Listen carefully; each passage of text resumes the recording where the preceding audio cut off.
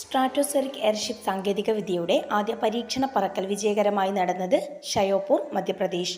പ്രതിരോധ ഗവേഷണ സ്ഥാപനമായ DRDOയുടെ ഉപസ്ഥാപനമായ ADRDE ആണ് ഈ സാങ്കേതികവിദ്യ വികസിപ്പിച്ചത്.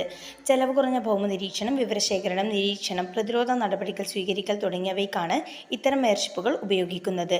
നിലവിൽ ചൈന, USA, റഷ്യ എന്നീ രാജ്യങ്ങൾ ഇത്തരം സംവിധാനങ്ങൾ ഉപയോഗിക്കുന്നു.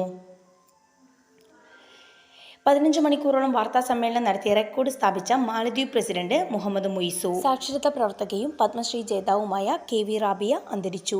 2022 പത്മശ്രീ പുരസ്കാരം. സ്വപ്നങ്ങൾക്ക് ചിറകുകളുണ്ട്. ആത്മകഥ.